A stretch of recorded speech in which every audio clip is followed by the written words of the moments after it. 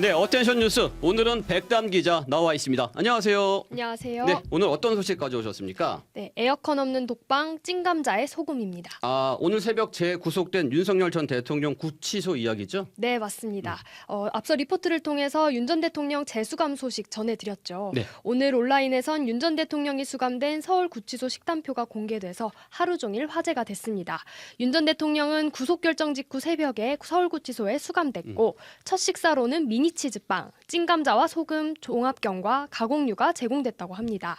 점심엔 된장찌개와 달걀찜, 저녁은 고추장 불고기와 콩나물국으로 전해졌는데요. 네. 생각보다 균형 잡힌 식단 구성에 누리꾼 반응이 뜨거웠습니다. 네네. 네, 파렴치한 수감자들에게 국민 세금으로 저렇게 좋은 식당을 제공하는 게 맞는 거냐, 나보다 잘 먹는다는 반응도 나왔고요. 윤 전 대통령이 애주가로 알려진 만큼 술 생각 좀 나겠다는 농담 섞인 반응도 눈길을 끌었습니다. 재밌네요. 네, 폭염 속의 수감 환경 자체도 이슈가 됐죠? 네, 그렇습니다. 윤 전 대통령이 머무는 독거실은 약 10제곱미터 규모로 접이식 이불과 밥상, TV, 욕실 등이 갖춰져 있는데요. 에어컨은 없습니다. 네. 네, 심지어 천장에 설치된 선풍기는 정해진 시간에만 가동되는데요. 민주당 박지원 의원은 과거 유튜브 방송에서 서울구치소에서 3년을 살았는데 선풍기 한 대로는 도저히 잠을 잘 수 없었다, 이렇게 밝히기도 했습니다. 남부구치소에 수감 중인 조국 전 법무부 장관의 자필 편지도 덩달아 화제가 됐습니다.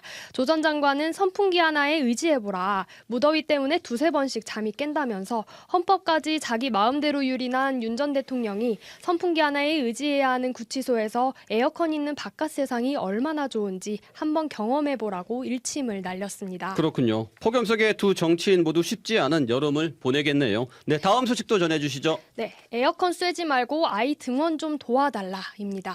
한낮 기온이 38도에 육박하는 폭염 속에 한 아파트 입주민이 경비원에게 한 요청이 논란이 된 겁니다. 무슨 일이 있었던 거군요. 네, 오늘 온라인 커뮤니티에 한 아파트 입주민 단체 대화방 캡처 화면이 화제가 됐는데요.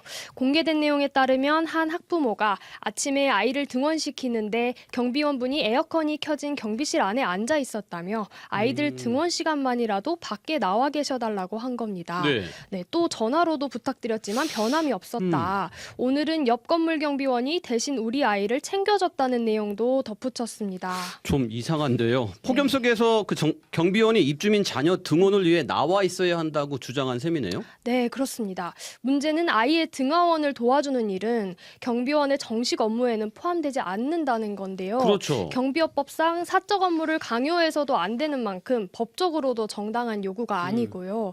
한 입주민은 부탁은 할 수 있어도 안 해줬다고 비난할 일은 아니다라고 지적했고요.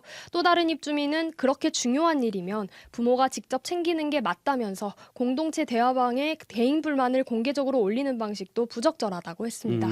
온라인에서도 비판이 커졌다면서요. 네, 그렇습니다. 경비원이 부모냐, 역할을 오해하고 있다는 반응이 잇따랐고요. 네. 이번 사안을 통해 경비원의 역할에 대한 인식이 달라졌다는 점이 분명히 드러났다는 평가도 나왔습니다. 네. 더 이상 잡일을 도와주는 사람이 아니라 정해진 업무 안에서 존중받아야 할 존재라는 시선이 보편적인 상식으로 자리 잡고 있다는 지적입니다. 네, 그렇군요. 네, 다음 소식은요. 네, 영어 잘하네요. 한마디에 쌓여진 백악관입니다. 백악관이면 트럼프 대통령 발언이 또 논란이 됐나 보네요. 네, 그렇습니다. 현지 시간 9일이죠. 트럼프 대통령이 아프리카 5개국 대통령들과 백악관에서 오찬을 가졌는데요. 이 자리에서 라이베리아 대통령 조지프 보아카이는 미국에 투자를 요청하는 취지의 짧은 연설을 유창한 영어로 마무리했습니다. 그런데 트럼프 대통령이 그 말을 듣고 영어 잘하시네요. 어디서 그렇게 잘 배웠습니까? 이 테이블에 앉은 사람들은 영어 거의 못해요. 이렇게 답한 겁니다. 네, 그런데 라이베리아는 영어권 국가잖아요. 네, 맞습니다. 라이베리아는 영어가 공식 언어인 국가입니다. 그리고 심지어는 미국과 역사적으로도 복잡하게 얽혀 있기도 한데요. 19세기 초 미국이 해방된 흑인 노예들을 이주시켜서 이 나라를 세웠고 국기마저 미국 성조기를 닮았습니다. 그렇군요. 네, 하지만 트럼프 대통령의 발언은 맥락을 몰랐던 듯 보이는데요. 외신들은 이 발언이 외교적 결례이자 아프리카에 대한 무지와 편견을 드러낸 것이라며 강하게 비판했습니다. 네, 여기까지 듣겠습니다. 백당 기자 수고하셨습니다. 지금까지 CBS 박지환의 뉴스톡이었습니다. 노컷으로 보는 뉴스의 새로운 기준. 지금 알림과 구독 설정하시고 함께하세요.